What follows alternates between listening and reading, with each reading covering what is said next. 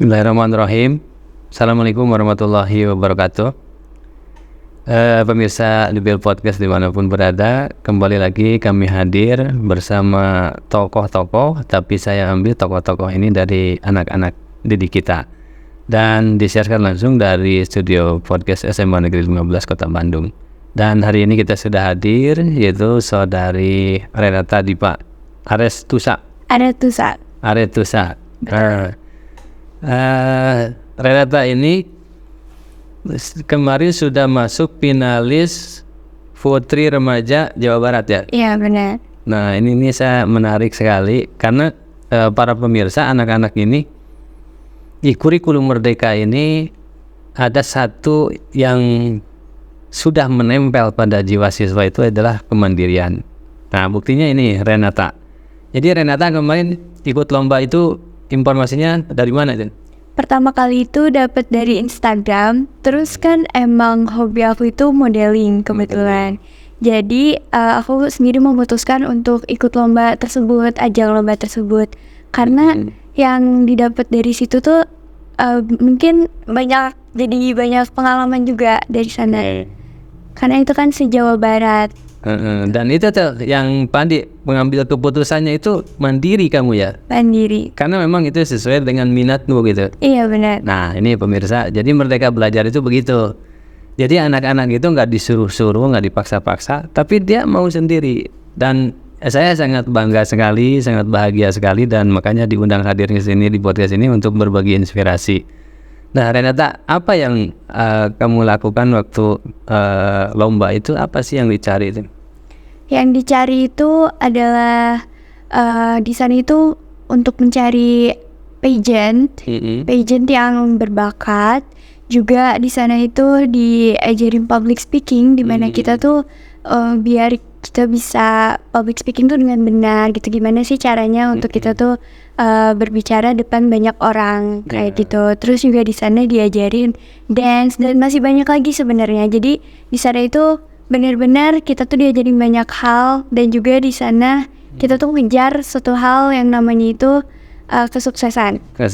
Dan memang itu adalah passion Anda di situ ya. Ini dari berapa pesertanya se-Jawa Barat kemarin? Kalau untuk yang masuk finalis itu sekitar 30 orang. 30. Nah 30 ini nanti akan diseleksi lagi? Iya, bakal diseleksi lagi. Dipilih berapa? Jadi untuk runner up, itu tuh ada satu untuk pemegang jabatan, terus ada runner up 1, runner up 2, dan ada top 10. Oh, jadi ini kayak lomba ya, tapi sekaligus untuk menentukan struktur organisasi pemegang di Jawa Barat ya? Benar.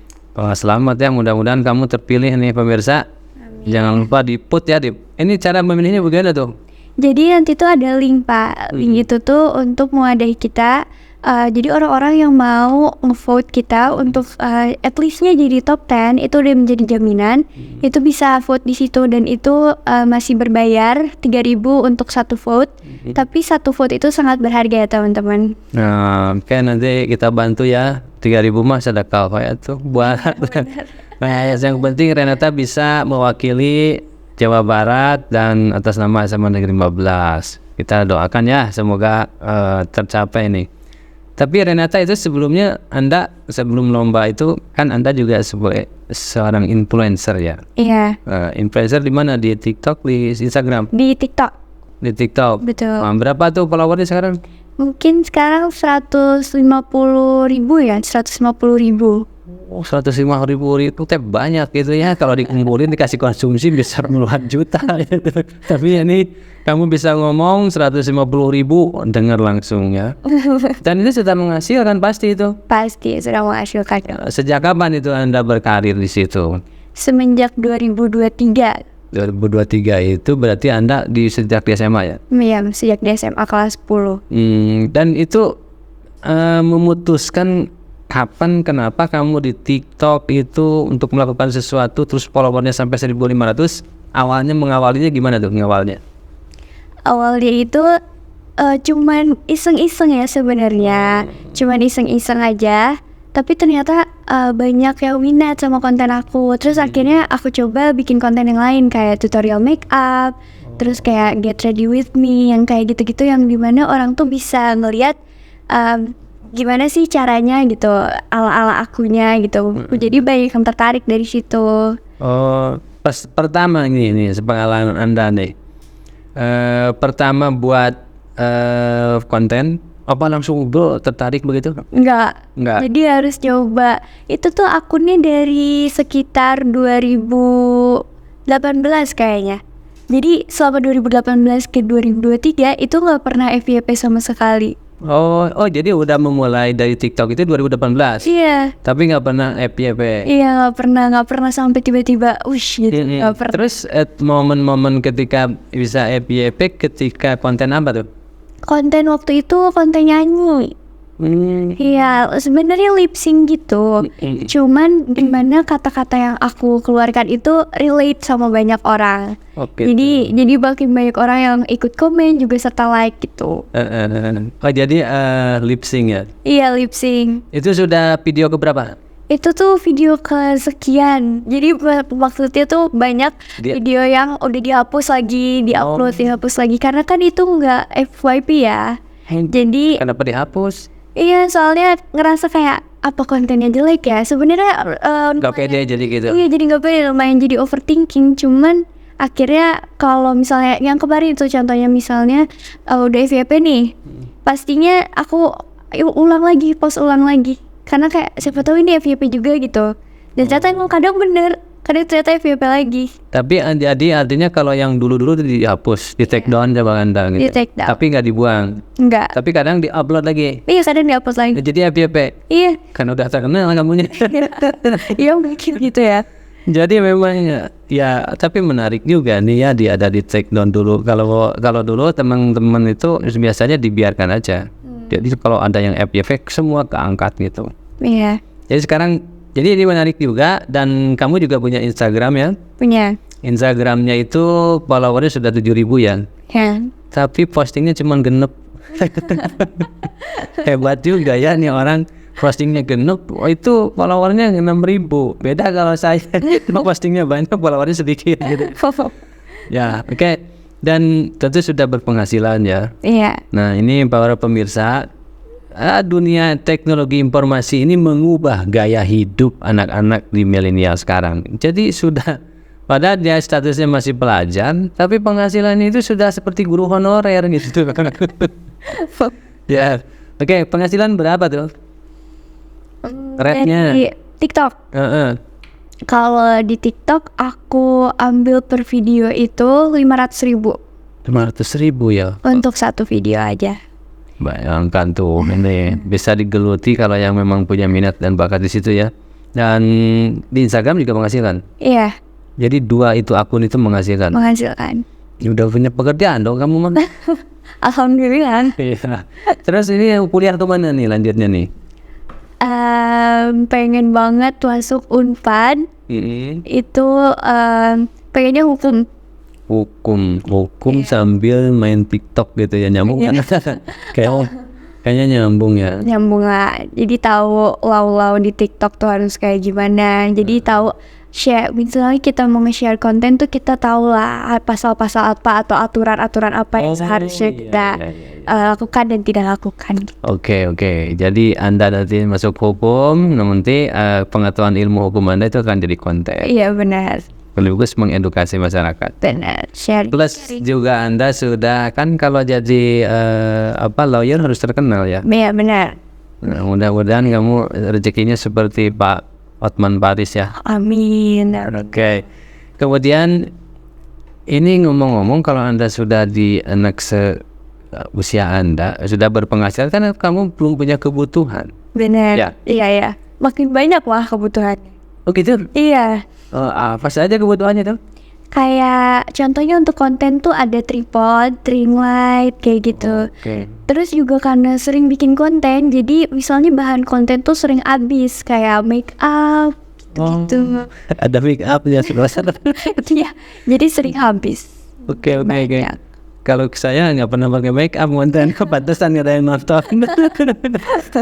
Beda. Oke. Tapi ada budget ke situ ya. Ada. Tapi ada surplusnya dong. Nggak semua habis kan? Iya, itu kan benar. sebutlah itu biaya produksi lah. Nah Ini habis dari biaya produksi, biaya dana yang savingnya itu nongkrong nggak keganggu. Berapa tuh per bulan biasa nyimpen? Kalau ini yang disatuin sama uang jajan atau enggak? Oke, kalau hasil penghasilan dulu nih. Penghasilan dulu ya. Kalau dari penghasilan sendiri, aku itu puternya itu cuman untuk restock, kayak misalnya kebutuhan untuk konten. Juga aku pakai tuh untuk nabung. Kalau kalau uang jajan ya untuk jajan aja gitu. Oh, jadi uang jajan mah karena namanya uang jajan, habisin jajan. Ya, habisin aja ya. Oke, karena memang untuk nabung kamu ada alokasinya gitu. Tapi kalau yang belum punya alokasi nabung, uang jajan jangan dihabisin. Alokasikan untuk nabung. Nah, sekarang kaitannya dengan nabung nih, kan di sekolah ada program nabung saham. Gimana itu menurut Anda? Worth it nggak? Worth it sih. Ini tertarik karena sebelumnya aku nggak pernah dengar sekolah lain punya program ini. Iya, jadi lumayan tertarik ya. Tertarik ya, karena ada hal-hal yang menarik dari program nabung saham. Apa itu yang menarik untuk Anda secara personal nih dan menguntungkan buat Anda apa? Yang menurut aku menarik tuh karena program ini adanya di SMA N15 dan juga ini program tuh untuk mengedukasi kita, untuk mengajak kita siswa-siswi yang masih SMA ini untuk bisa menabung di saham, which is ini akan menguntungkan kita di masa depan, di masa yang akan datang lah. Bahkan untuk beberapa tahun kemudian pasti ini akan beruntung gitu buat kitanya. Ya, jadi kayak menyimpan uang tapi uang itu bekerja. Iya, kita sekolah uangnya kerja. Pintar. Dan sudah tertarik ya. Kapan punya KTP? Bulan ini. Udah bikin KTP, bikin rekening langsung buka. Duit dari TikTok ya, dari ini simpan di situ. Nanti dari TikTok juga Anda dapat duit, dari saham juga dapat duit, jadi 2 double tuh. Ya, baik, ini asalnya dari Bandung. Iya, asli Bandung. Asli Bandung. Ibu dari Garut. Orang Garut. Kalau ayah? Ayah dari Bangka Belitung. Waduh, ada turunan Andrea Hiratanya. Ini pantas nih pintar kayak begini ya. Oke, jadi dan ibu support kepada hobi kamu ini? Sangat support. Di influencer ini? Iya, sangat support. Dan memang keluarga mungkin dari awalnya menggiring juga kamu ke situ atau enggak? Enggak. Itu pure kemauan aku sendiri dan pure benar-benar apa yang aku usahakan sendiri sih. Ya, tapi orang tua biasanya gini, ketika lihat anaknya di TikTok itu, kamu ngapain di TikTok itu? Malu-maluin gitu. Ada sih orang tua. Awalnya mungkin gitu ya? Enggak sama sekali. Kalau mama, dia ini kamu ya katanya gitu. Kok kamu bisa katanya gitu? Ajarin mama dong main TikTok, mama kayak gitu. Malah dia pengen ikutan. Ya, mamanya udah paham juga dunia media sosial seperti apa gitu ya. Dan support aja tuh. Tapi ada pesan nggak dari mama gitu? Ada, pasti ada. Mama tuh selalu nge-aware kalau misalnya ya hati-hatilah bermain sosial media gitu. Kalau kita nonton konten-konten, kita harusnya pastinya bisa menyaring kan. Juga apa aja sih konten yang misalnya kita mau share itu ya kita harus mikir lagi gitu. Kita harus saring lagi konten yang kita mau share. Apakah itu baik, apakah itu bagus untuk kita share gitu untuk orang-orang banyak. Kadang kan itu takutnya nggak bermanfaat untuk orang, jadi buat apa juga. Tapi ini kan kamu sebetulnya kamu sudah jadi artis ya, karena memang sudah jadi sorotan publik kan, punya follower. Kamu takut nggak nanti suatu saat followernya lebih banyak, kan itu gangguannya lebih besar? Gimana tuh kamu menyikapinya? Followers aku maksudnya? Ya kan kamu followernya banyak, peminatnya banyak, biasanya gangguannya itu lebih besar lagi. Nah, bagaimana kamu mempersiapkan itu, menyikapinya? Dari modalmu apa untuk menyikapi? Kayak ada haternya, ada yang iseng-isengnya gitu kan? Sebenarnya sih jawaban simpelnya aku nggak menanggapi ya. Untuk haters terutama aku sama sekali nggak menanggapi. Dan juga kalau emang ada yang sampai mengganggunya keterlaluan, aku pasti bawa itu ke jalur hukum. Oh, karena sudah punya latar belakang minasya hukum. Sudah belajar ya. Iya. Oke. Karena saya juga ada anak pernah itu ya, murid itu akunnya dibajak. Lalu memunculkan ya bahasa-bahasa kata yang kotor, dan itu betul-betul sampai stres itu. Nah, ini mungkin ya apa dalam hal ini mempersiapkan, kan harus mempersiapkan diri untuk sampai kepada puncak yang tinggi itu biasanya anginnya lebih kencang gitu. Nah, ini menurut Renata apa sih yang harus dipersiapkan karena supaya menghadapi suatu saat atau ya tidak disangka-sangka ya, tapi kita harus prepare kita ini. Apa tuh? Pastinya nomor satu mental. Mental. Juga sebenarnya kita tuh butuh support orang tua untuk menanggapi ini. Oke. Ya, aku pastinya akan mendahulukan orang tua aku untuk tahu tentang hal ini. Kalau misalnya aku merasa nggak nyaman, aku merasa terancam, aku pastikan orang tua aku adalah orang pertama yang aku kasih tahu. Jadi menurut aku untuk aku menanggapi semua itu, aku butuh support orang tua. Betul. Oke. Terus dari sudut pandang kamu, Renata, agama sejauh mana penting dalam kehidupan Anda? Sangat penting. Sangat penting. Apa itu membantu Anda? Membantu. Kalau sekarang program di sekolah ada duha, jam lagi. Oh, menurut Anda itu membantu? Membantu. Oke. Anda membantu dalam bentuk psikologi setiap pagi, ada sesuatu yang berbeda tidak kan? Iya, jadi lebih adem gitu kayak gimana ya? Lebih nyaman aja rasanya. Kayak dunia tuh lagi adem-adem aja gitu pagi itu setelah duha. Jadi setelah doa itu kondisi pembelajaran begitu ya, lebih kondusif ya. Iya, lebih masuk juga pembelajaran. Dan ini saya pemirsa juga ketika program duha itu dikerjakan setiap pagi di sekolah, ya lahir seperti ini, anak-anak seperti Renata. Tiba-tiba, Pak, saya sudah ikut finalis dan saya, wah luar biasa, saya bilang. Saya tidak tahu kan, tapi ini karena kita dorong terus setiap duha kita kasih motivasi kan ya. Dan kemandirian itu menjadi penting. Baik Renata, ini pesan nih terakhir kepada teman-teman kalian, kepada teman-teman Anda Renata yang sama-sama mungkin ingin sukses sedini mungkin. Nah ini bedanya abad 21 ini kalau sukses tidak nunggu lulus gitu. Ini contohnya ini. Jadi sukses itu apa? Sudah mandiri, sudah bisa menghasilkan mandiri dan tapi tetap punya skill kan, bukan hanya nyari uangnya saja. Nah ini kan banyak orang juga ingin. Pesannya apa kepada teman-teman? Silahkan Renata. Untuk teman-teman, aku mau berpesan kalau please jangan pernah nyerah ataupun overthinking sampai kalian mikir kalian tuh gak akan jadi apa-apa. Itu sama sekali salah ya pemikiran kayak gitu. Karena awalnya aku juga berpikir apa sih potensi yang aku punya gitu. Sampai akhirnya aku mau mencoba, aku mendorong diri sendiri untuk aku harus ikut ajang ini, aku harus bisa ini, aku harus bisa itu. Dan akhirnya aku tahu potensi aku sampai mana. Dan aku ngerasa, ternyata aku mampu gitu, aku mampu berada di finalis ini gitu. Contohnya kayak gitu. Jadi jangan pernah sampai overthinking ya tentang hal-hal yang ada di otak kalian saat malam hari terutama. Oke. Jadi kuncinya ini adalah apapun yang mau kamu lakukan itu harus punya keberanian untuk mencobanya ya. Benar. Jadi kamu juga mikir-mikir untuk ikut lomba waktu itu kan, mikir ini maju jangan ini. Iya. Karena yang jelas pasti banyak yang cantik-cantik kan, banyak yang pinter-pinter juga. Jadi ngerasa bisa nggak ya gitu. Jadi pastinya kayak gitu. Tapi akhirnya dipaksa. Aku ngerasa aku harus maksa diri aku sendiri untuk maju. Untuk berani. Dan jadi, ternyata berani benar. Kuncinya berani, coba aja dulu. Ternyata hasilnya kan kita tidak lakukan. Iya, kalaupun kalian gagal, ya udah itu berarti kalian udah mencoba. Seenggaknya kalian bisa tidur dengan nyenyak. Tapi kalau kalian nggak pernah mencoba, kalian nggak akan pernah tahu hasilnya kayak gimana. Oke, ini pesan dari anak-anak dan ini pesan sebetulnya bisa untuk siapa saja dan apa yang Anda pesankan itu sebetulnya pesan dari siapa tuh, Pak? Dari Bill Gates itu, dari Mark Zuckerberg. Itu begitu pesannya. Jadi tidak ada ide itu yang sudah sempurna di tataran ide. Semua ide itu diuji berulang-ulang.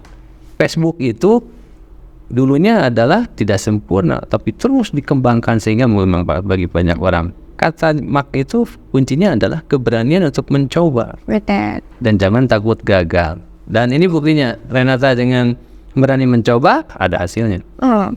Mudah-mudahan sampai kepada puncak ya, menjadi nomor 1 di Jawa Barat. Amin. Amin. Demikian yang bisa saya sampaikan bincang-bincang dengan Renata, dan insya Allah nanti kita akan undang lagi tokoh-tokoh dari anak-anak kita yang inspiratif untuk kita semua, dan berbahagialah bagi Bapak Ibu yang sudah memiliki tokoh-tokoh, sudah memiliki anak-anak yang punya kemandirian, punya keberanian, dan punya talenta. Kita doakan terus anak-anak kita semoga sukses di masa yang akan datang. Bila itu, Assalamualaikum warahmatullahi wabarakatuh.